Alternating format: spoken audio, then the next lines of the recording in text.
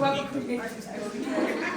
drink water all day and I hate the walk, but anyway, so we're gonna go ahead and get started. Before we start the Q&A portion, I'm gonna call up my beautiful, lovely friend, Ms. Jessica Smith, to give you all some information about the resources there on the table. Go ahead, Jess. You got it. Let me get up in the light. I saw like you were in the light earlier.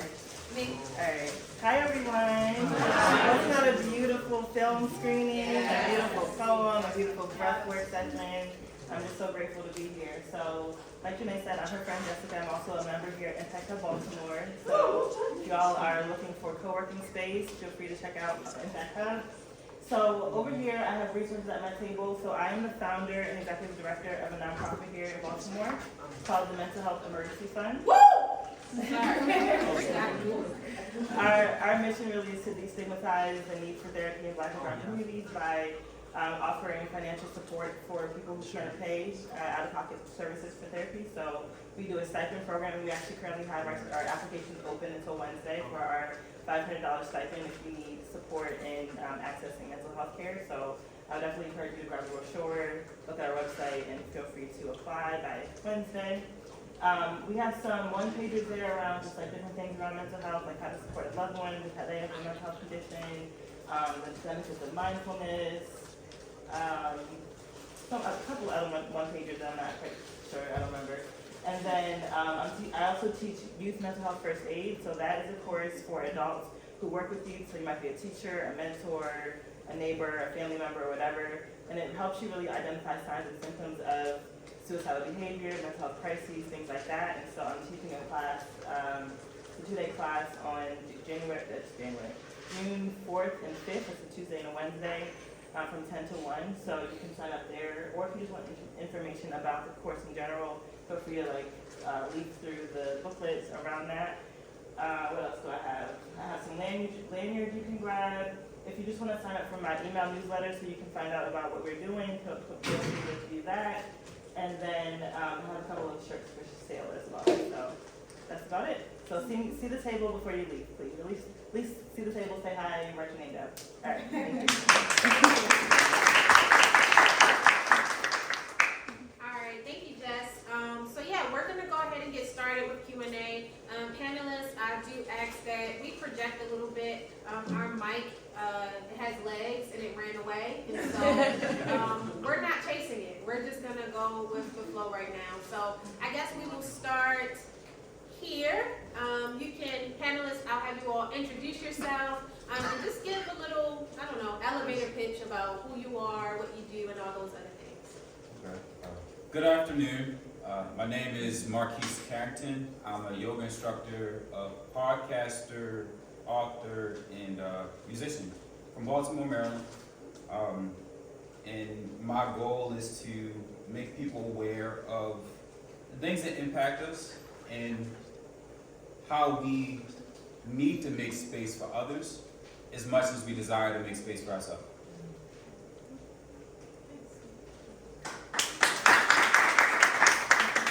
Again, I'm Jessica Smith, founder of the Mental Health Emergency Fund. I am an advocate, and I really believe in destigmatizing and giving everyone access to quality mental health care. And so I'm a big advocate because of my own personal lived experience, which I might get into during the panel. But I'm really grateful to be here, and just let us know if you can't hear us. Just do a sign or something for me to project. I'm not used to projecting that loud, so just let me know if I'm speaking too loud.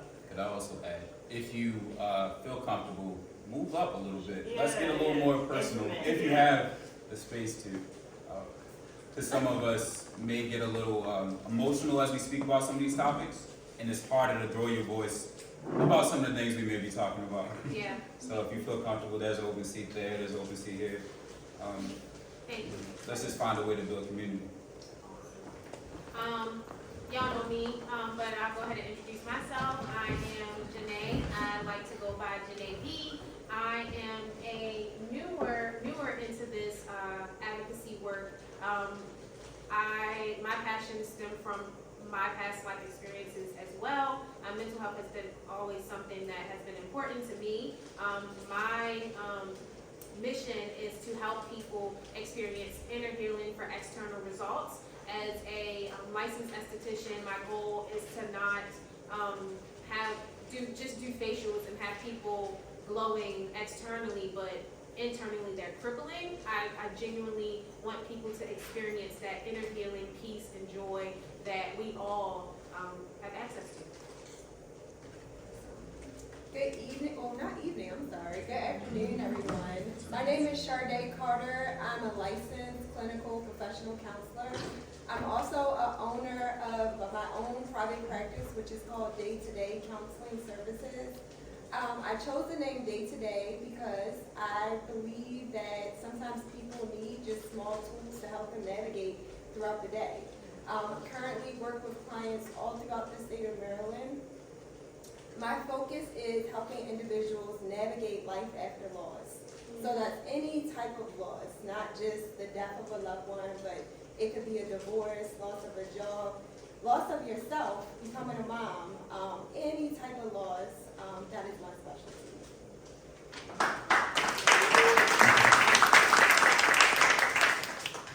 All right, so we have a ton of questions flowing in.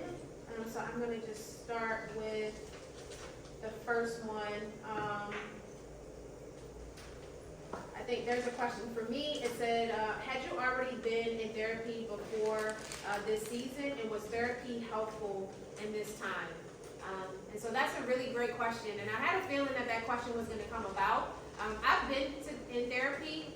My first time with a therapist was after I had my son. I felt I was battling with postpartum depression heavily. I was also exiting a domestic violence relationship, and so I completely lost myself. And so I went to therapy for about 2 years, and then once the pandemic came and I quit my job, I lost my insurance, so I stopped. And then I did pick back up therapy in that season that the film presents, but I ended up breaking up with my therapist just because she just wasn't a great fit for me, but I did not completely stem away from healing. I ended up doing an inner healing class that ultimately took the place of my therapy session. So it was weekly. I had a mentor, and we did some really deep inner healing work. So yes, I was in therapy. Therapy was helpful. It's just sometimes you just have to find the therapist that is the best fit for you. And she, at the time, was just not the best fit for me in that season that I was in. So. We have a question that says, can we talk about how trauma manifests itself in the body, and do you all have experiences of that? So that's a question for the panelists. And if you all need me to repeat the question, please let me know. Again, we don't have a mic, so yeah. So there's certain energy centers in our body. I often think about how our hips aren't always flexible. On the mat, you can see a lot of your inflexibility can be tied to how you show up in the real world. So impatience in certain poses, right?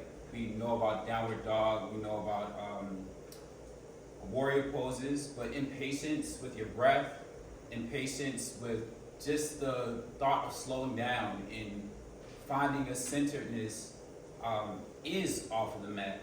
I like that you mentioned therapy was useful for you, because I think what becomes problematic in the mental health conversation as of late is this cure-all. Like there's going to be one thing. There's going to be one way to mental health. If you're not journaling, you're not doing enough. You're not in therapy, you're not doing enough. You haven't started my yoga class, you're not doing enough. And it's like, do the things that make sense for the person you are. Mental health is about the individual, right? So it's your experience, and that should be put first. So I enjoy yoga and how the body keeps the score in these different concepts, because when you're on the mat, you're by yourself. But a lot of people tend to think that the person beside them on the other mat has some say in how they're supposed to show up on theirs. And we do the same thing in real life. We think the person beside us has to have a say in what we wore, the cologne we chose, the way our breath smells, whatever else it may be, right? But your experience is your experience. And what that looks like is in your control until we get triggered, or we come up to these points that remind us of prior trauma. So, Well, I can piggyback off of that. Trauma has different unique ways of manifesting itself. And physically, I think the question was, how does it manifest into the body? So if you're a person who's struggling with sleep, right? If you're holding on to some trauma, you may have difficulty with sleeping. You may have headaches. You might not be able to eat. Your body feels off, not centered. All of those are symptoms of you might be holding on to something. I know for sure in the African American community, we oftentimes hear people talk about high blood pressure, high cholesterol. All of those things sometimes can be exacerbated by trauma. So it's so important that you not necessarily feel like you have to talk to a therapist, but find a way to be able to process what you've been through. Because we all got a story, right? We all been through something, but when you hold on to that and you try to suppress it, or you try to use negative or unhealthy coping strategies, it does not help. I would say, in 2020, I need to stop trying to remember the year, but a few years ago, I had stomach ulcers all throughout the lining of my stomach, and the doctor just could not understand like how I was so healthy, this, that, and the third. Where did these ulcers come from? And he asked me, how's your stress level? And I was talking to my mom, and my mom's like, yeah, Janae, like you've done a lot these past couple of years. Like you've really been stressed, and so it can manifest itself or show up in our bodies in different ways. Mine just was my digestive system, and my digestive system affected my skin, and then my skin affected my self-esteem, and then it just trickled to all these other things. And so I also struggled with insomnia. I still get migraines here and there, but yeah, it can show up in many different ways, and a lot of that is because we are holding on to things that we're struggling to let go of. Yeah, and I'll just add to that. So I have dealt with panic disorder, and that shows up physically in like physical sensations in your heart, your chest, and also I get like really bad headaches sometimes, and so it definitely is triggered by those traumatic experiences, and finding ways to alleviate the symptoms. For me, mindfulness meditation has been a huge way to alleviate the signs and symptoms of PTSD and anxiety attacks, and so also medication. So kind of finding whatever it is that you need to be able to get yourself back on a healthier track and release those traumas from yourself. Yeah. Thank you all. The next question that we have is about the screening or the film. And it says, what stood out in your thoughts, behaviors, lifestyle, etc., the most that caused you to settle with the idea that you need help with your mental health? I gave my life to Christ in 2017 and then again in 2019 because I felt like it didn't work the first time. But I was around a lot of just other believers, and I felt like, why don't I have the same thing that they have? Why don't I have this joy? Why don't, like, all of this joy, this peace, all these great things that the word says that we're supposed to have and have access to, I didn't have that. And so I'm like, I'm reading my word, I'm going through this, but it just wasn't clicking for me. And I realized that a lot of my thoughts were negative. I struggled heavily with thinking positive thoughts. I did not have my mind set on things above. It was literally the worst case scenario in everything. And so I had to have a reality check about, you have to, in those moments, you just really have to be honest with yourself and your self-evaluation. And I think that is a strong suit of mine, that I hold myself accountable, which can be unhealthy in some ways because I can be really hard on myself, but at the same time it is a strength as well, because I was able to figure out, like, wait a minute, like, my thoughts are not supposed to, this is why I'm thinking this way, because my thoughts are so negative. And so I had to really work on the renewal of my mind and really focus on that process, because the war was waging for me heavily in my mind, and a little what Tiana talked about, like that silence is like loud. Like that silence is loud. Like I still to this day, I'm like, turn on a fan, do something. Like it's too quiet. Somebody talk. I need a TV or something because it gets really loud and it almost feels like you're suffocating. And I'm like, I don't want to suffocate no more. I really want to wake up and feel happy. And so, yeah, that was that's what that was like for me. The question for the panelists is, how would you define mental health, and what are some of your mental health best practices?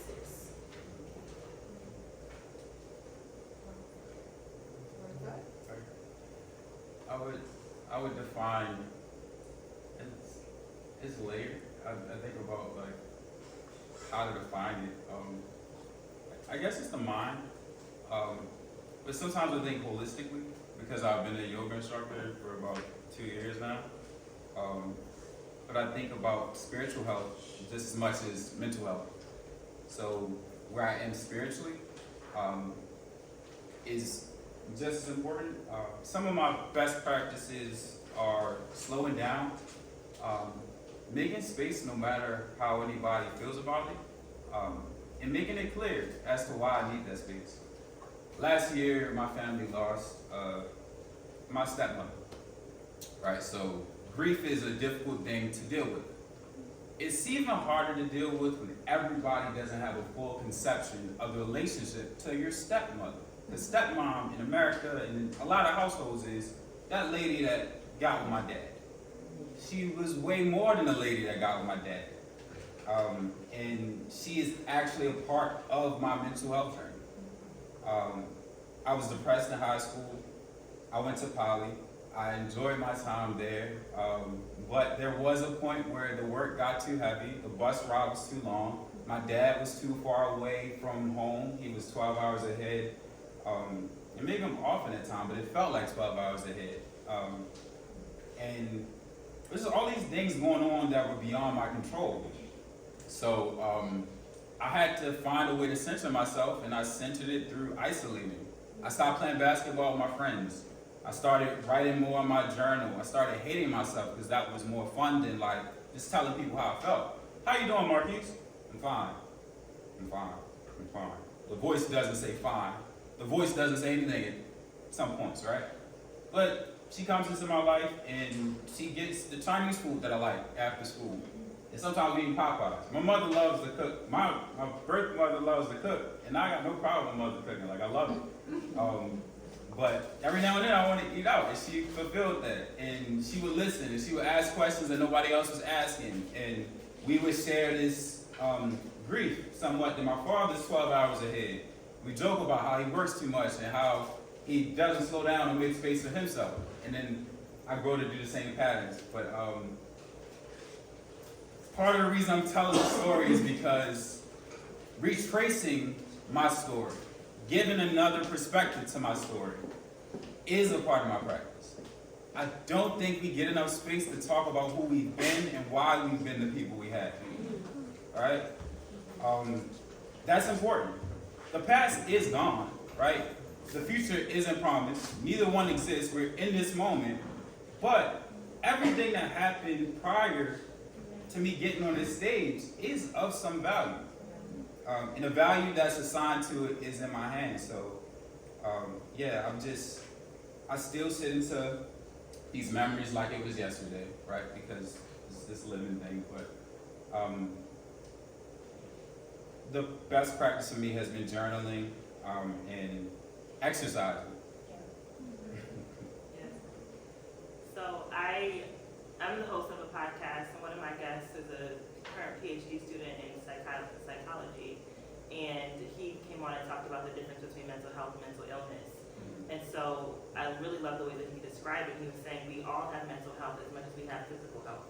So which means that we are all susceptible to diseases, just like we're susceptible to, cardiovascular disease and, all the things even that Sharday was describing, blood pressure, things like that. We're susceptible to things that are mental as well. We're susceptible to anxiety and depression and, bipolar and things like that. And so just by living in this fallen world, we are susceptible to things in our mental health. And so mental health is a state of following your treatment plan and being in a state of health versus mental illness is someone who may exhibit signs of a diagnosis, but it's not just that. It's more so you're not following with the treatment plan. You're never talking to someone about it. You're never seeing a provider, and you're just allowing these things to, continue to be a part of your life. You can have mental health while you are diagnosed with a mental illness, and that was the point that he drove home that I really love that he said, because as long as you are, you may be diagnosed with schizophrenia or something like that, and if you are following your treatment plan, if you're taking your medications, if you're seeing your doctors, seeing your clinicians, and you are doing well, then you're mentally healthy. You can still have a diagnosis and be mentally healthy. And so a lot of times we use the word mental health, but what we really mean is mental illness, And I think it's kind of like, it's better to say mental health versus mental illness because nobody wants to use the word illness.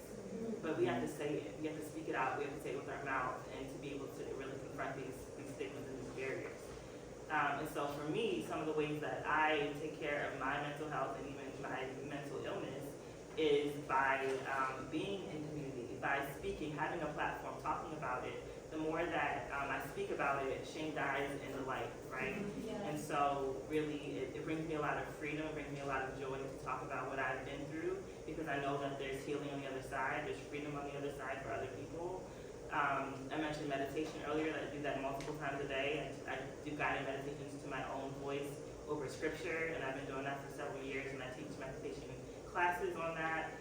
And I've always been a journaler. I've been a journaler since I was in middle school, so writing has been my number one outlet.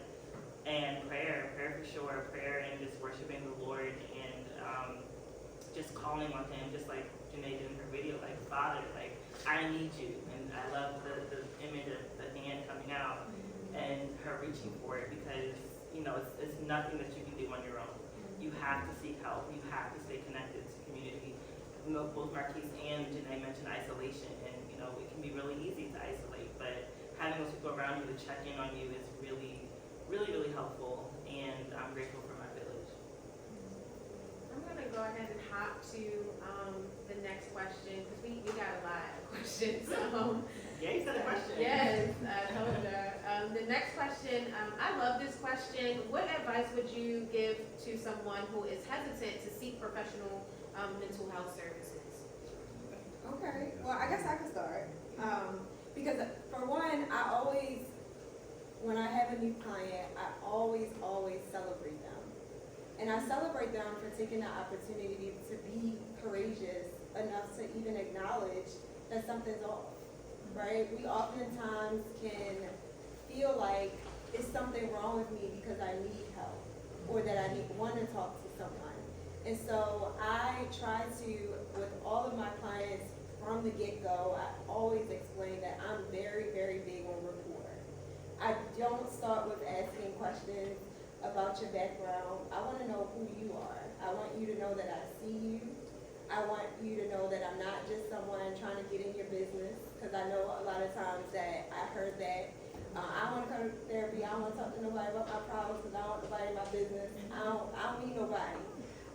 And so I try to explain to people that therapy is scary for some, and that's okay, right? It's okay to have whatever emotion that you have. Whatever emotion that you have, whether you're angry, whether you're frustrated, whether you're afraid, I always encourage people to let them know that every emotion that we feel is valid. There's no good emotion or bad. Right? And so when I start off with conversations like that, I let people know that I see them for who they are and I'm not forcing you to do anything. And I think that has been helpful for a lot of my clients, because I want them to know that I see them and I'm not seeing them as just a client. I'm seeing them as a person at the end of the day. Because I feel like we all are 2 steps away from needing something or someone, right? No one here is better than anyone. And just like we were talking about a few minutes ago, mental health to me is just as vital as physical health. Just like we go to the dentist, just like we go to the doctors, just like we go and get our blood pressure checked, all of the things, we have to sometimes check in with our mental health as well. Can you say the question again? Yes.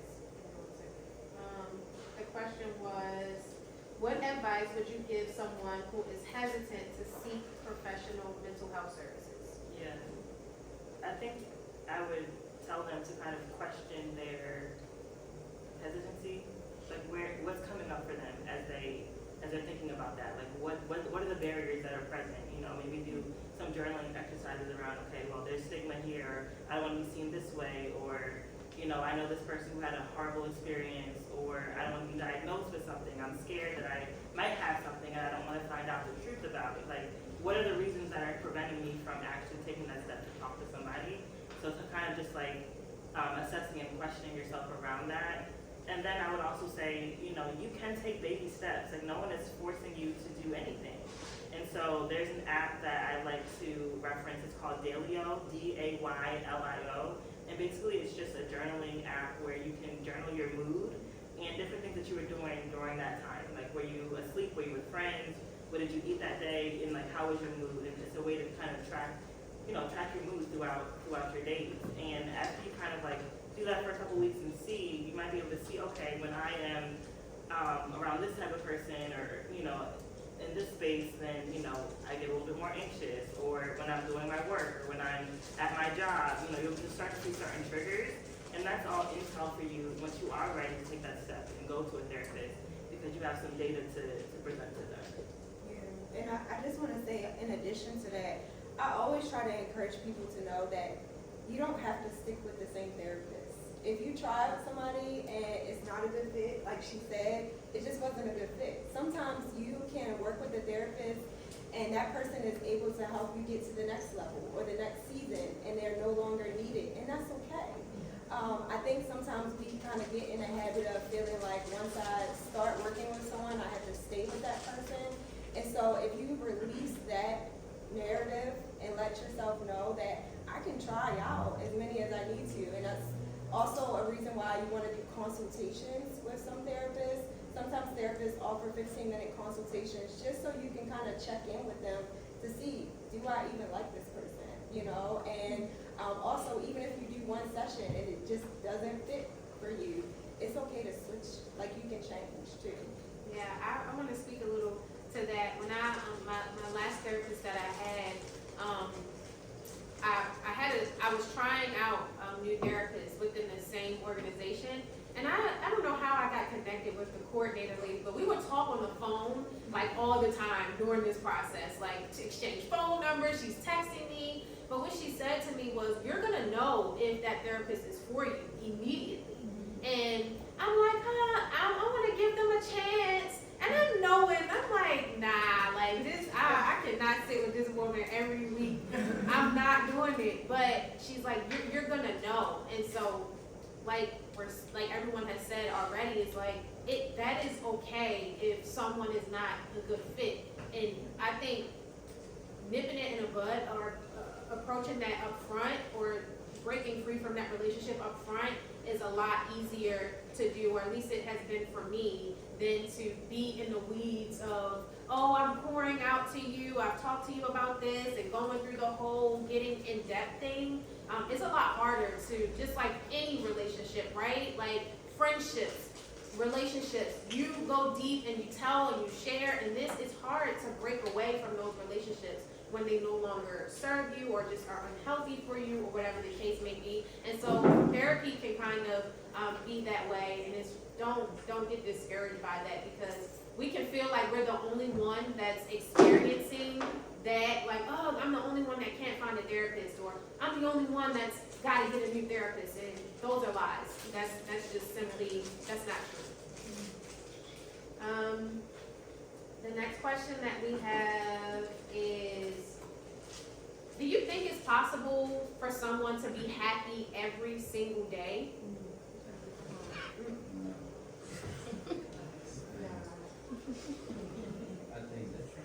I think joy and peace can be everlasting. I think happy is a temporary state. Like happy is fleeting, and happy is self-defined.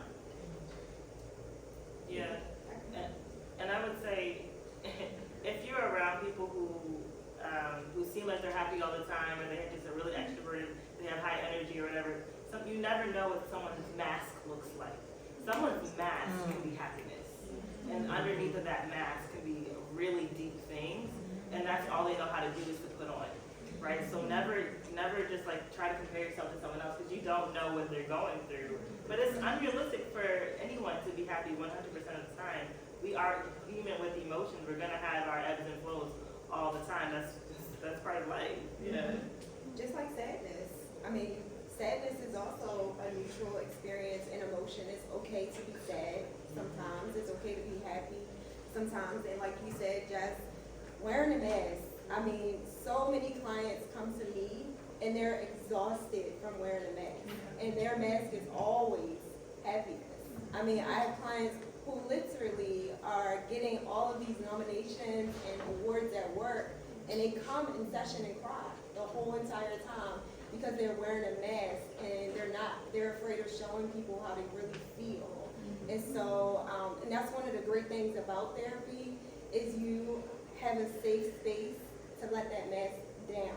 Because this person doesn't know you, they don't know anyone in your family, so you can really finally just be free. And so that's one of the great things that I really do love about being a therapist is I give people an opportunity to just be themselves. Like there's no rule in how you have to show up for therapy. Like you literally can come in. I have people that, wearing bonnets, had their pajamas on, and I love it all because I really want you to be authentic and true to yourself and be able to come as you are and not feel like you have to be or perform for anybody because it's so exhausting to just be happy all the time. Performing is exhausting. It is exhausting. It is exhausting. When I finally got to a place where I'm like, I no longer want to perform. Oh my goodness. But I had to feel comfortable around, like, I was so blessed to, even within my isolation, like I just begin to just place certain people that I can just fully show up and be me. Like, I ain't feeling it today, and I don't want to do this today, and I'm tired of doing it today. And just allow me to be that and not feel judged because I'm not showing up in the way that I wore my mask, confident, got it all together, this, that, mature. It was like, yeah, am I faking? Is that really me? And then I'm behind the scenes and I'm like, I hate this, and I'm tired of this, and I don't want to be happy today, and I don't want to show up like this. And I had people that were just like, okay, Janae, then don't. Nobody's telling you to do that. And I'm like, you're not? All right, cool. Well, I'm gonna go ahead and cry, and I'm gonna just do me today. That's cool? And it was like I was able to. I had access to people who just allowed me to go through those waves and just really walk through that process, because I think a part of my exhaustion was because I performed for many years too. I'm a recovering people pleaser, and so that is a very difficult space to be in because you just want to make everybody happy. And that actually brings me to the next question. It's about the film. What do you think was the root of you engaging in substance abuse, and how has that impacted your journey now? I think the root of just the different substance abuse and things definitely came from a longing for a quick recovery. Suffering feels long, it feels hard, it feels draining sometimes. It's like, this is going on day after day after day. When is my moment? When is my day? When does my time come for me to not feel like this anymore? And at the time, substances was the thing that allowed me to get it quick. And in the movie or in the film, you saw, like, I'm happy, I'm dancing, I got my drink. It's nasty at first, but once it's here, like, I'm good. I'm on the phone with my friends, I'm keying it up, and then reality set in, and it's like, oh, that's over. And so for me, it was just very temporary. But the root came from wanting that instant gratification. Instant gratification, it feels good, especially when you're down like that.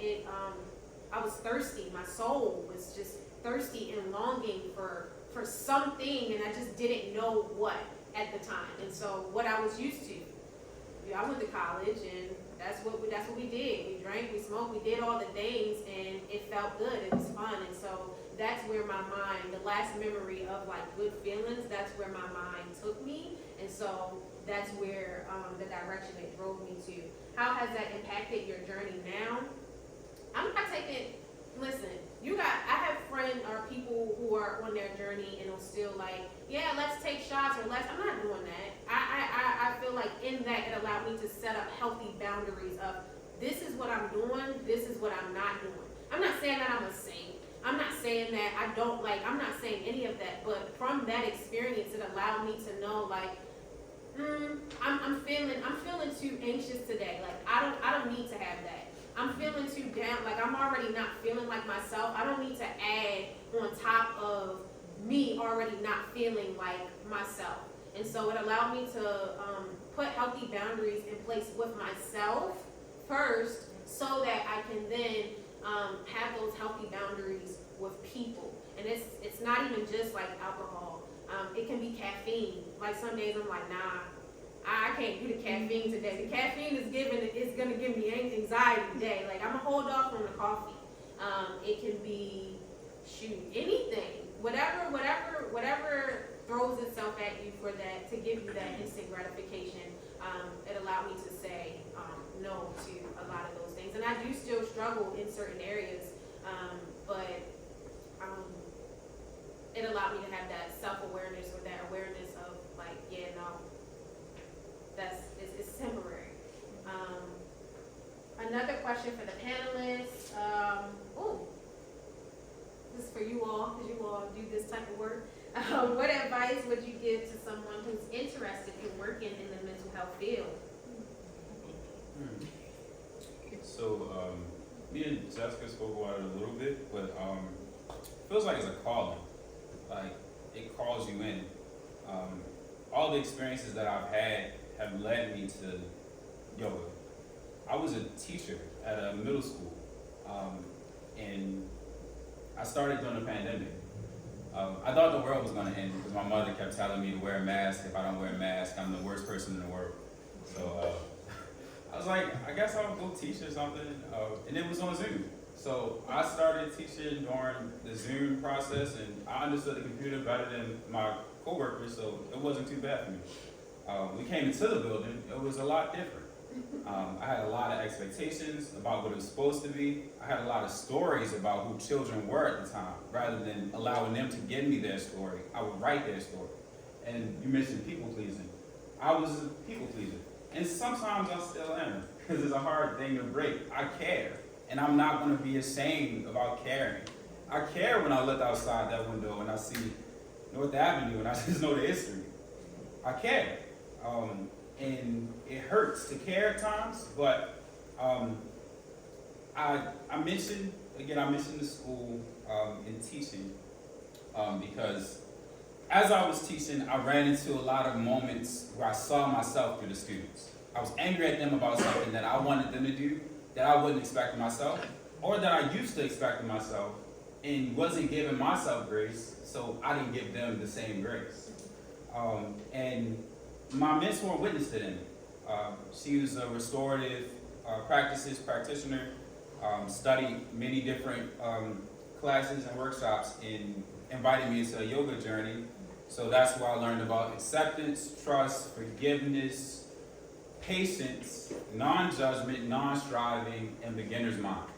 If you can't accept yourself, do not expect others to accept you. It is not anybody's responsibility to accept the person you see in the mirror. But when we leave the house, sometimes we're leaving the house for the acceptance of our groups more than the acceptance of ourselves.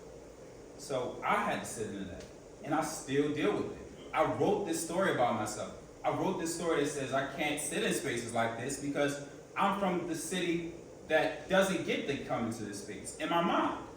But what does it look like for them to come into this space because of how I've shown up in it? I've walked into homes that are worth $1 million with dirty New Balances just to rewrite the narrative. And we talk about how poetic dirt bikes are as they cut off traffic. And this is what Congress people, this is what people who have access.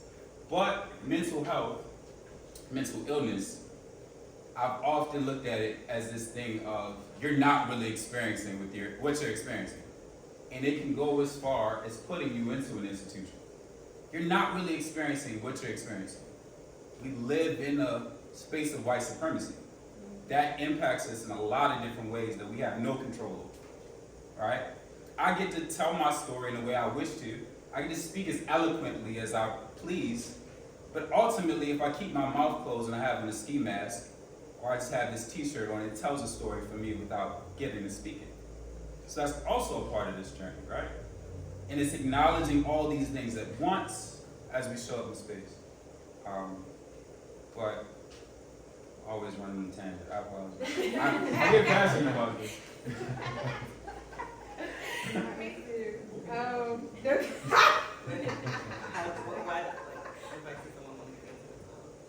If you want to get into mental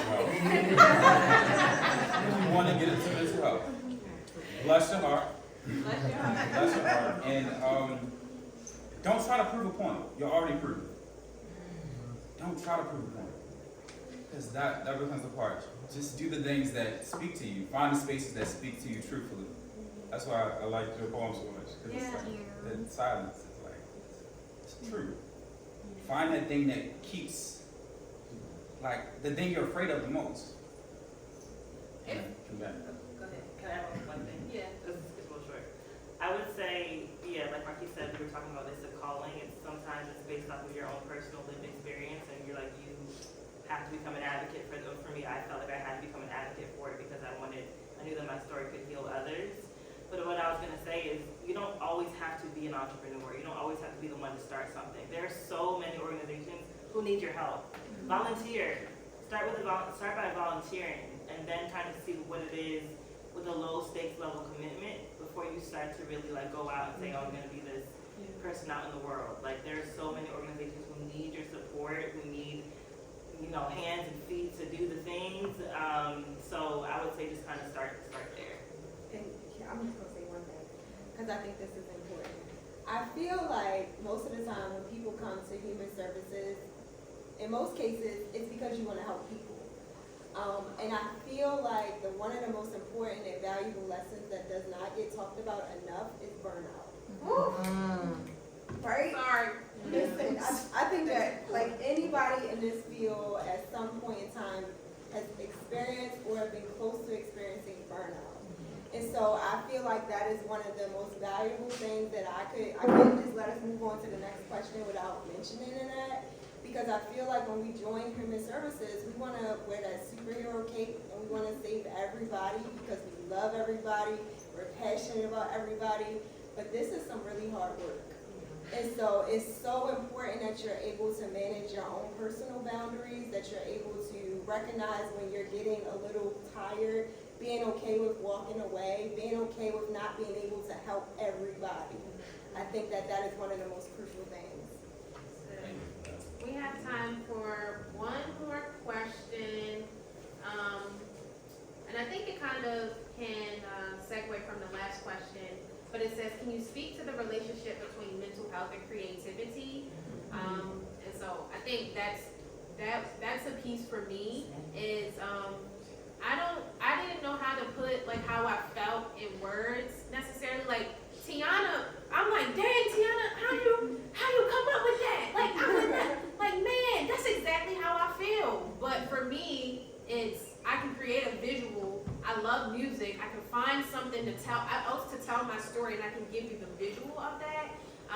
And so that has really helped me. I also love those adult like coloring books to help slow me down and things like that. But creativity, it is almost like Jessica mentioned earlier, like her business and what she does, it's her walking in freedom. Like it's darkening the shame and like it's running away. And so I feel like creativity is a space or holds a space for you to walk in your freedom as you are going through what you're going through, to silence those negative things or those untrue things. And it's like, okay, well, there are other people that need my help, and also helping people to know that they're not alone in that, like helping people to understand, like find their creative outlet, but also everyone their outlet is not like in this grand creative way. Like everyone's not gonna say, I wanna do films to tell stories about mental health. Everyone's not gonna say, I wanna journal, and like everyone's creativity level is also different. And so within that, don't compare one's creativity level to yourself. Really find the thing that you love, that you do. If you feel like you wanna be creative in a way, the opportunities are endless. The creativity is endless, and it's definitely a big piece for me, being a creative and advocating for mental health. So on the flip side of that, there are so many creative people who struggle with mental illness. So if you think about like Robin Williams, who died by suicide, some other, very creative people in the world who might have died by suicide or are struggling with different things, a lot of times your inner world, there's so much happening in your inner world that you literally have to create in order to escape it. And so a lot of, painters and artists and things, like a lot of their work comes from the chaos in their mind that they somehow turn into creativity. And so like that's the flip side of it, is that you literally have to have a way to turn all this and optimize it into something creative and beautiful. And I think that's like the beautiful side of sometimes dealing with a lot of these heavy things, is that I can't help but create art. Like I have to keep moving and create and create. But yeah, I just wanted to mention that a lot of the times, like people who are super creative and even think about like musicians and people who are performers and stuff, they're abusing drugs and they're doing all these things because it's hard to manage like the fanfare. It's very, very intertwined, and the more that you look into it, you'll see that it plays a part. And so I just kind of wanted to throw that one out there. All right, well, it is 2:52, so I'm gonna go ahead and give our panelists a round of applause.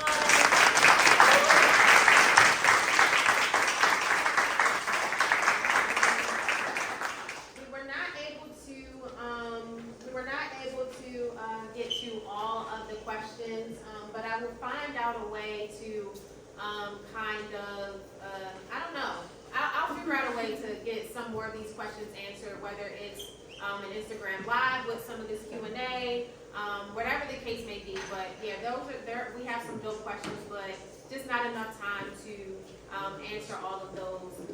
So before we close, I just want to say I've said thank you 20 million times already today, but I'm gonna say thank you, thank you, thank you, thank you, guys, so much.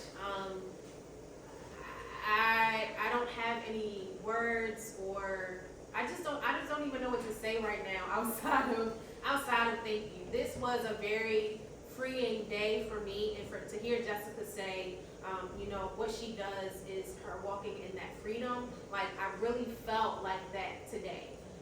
And so thank you all for just experiencing this with me and holding my hand as I am walking in freedom. And I hope that you all feel inspired, encouraged, and bold, courageous, all those things to really step out there and face these things that are trying to consume you, suffocate you, and allow it to suffocate you no more. I hope that you all feel the capacity to just breathe. Slow down and breathe. And that's all I got. This is the Waves film screening, panel discussion, all that other good stuff.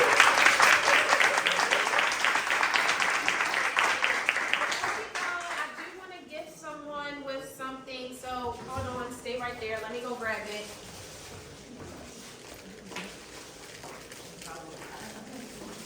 Did you do the snacks? Huh? Did you do the snacks? Did I do? Yeah, I did. So,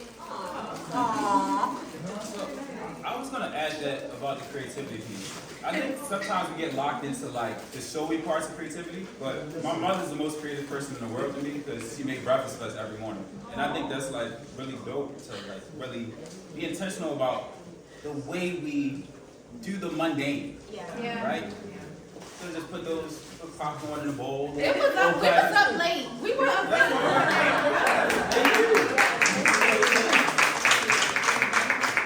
I wanted to give a special shout out to my Jessica. Jessica is doing some very inspiring, amazing work, and Jessica is really a huge inspiration for me.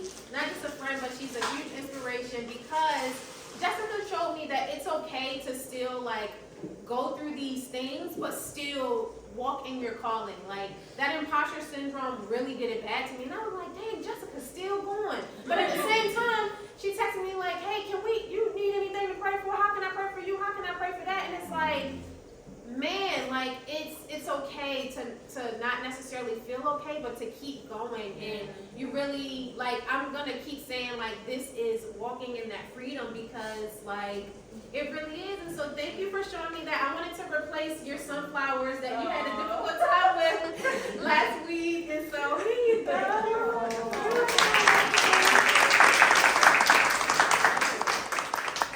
Sign up for them stipends, and all the infographics that Jess has over there. Learn more about the Mental Health Emergency Fund. And yeah, that's all I got. Thank you all for coming out today. Those who travel from near and far. Love you all, and drive safe and get on safe.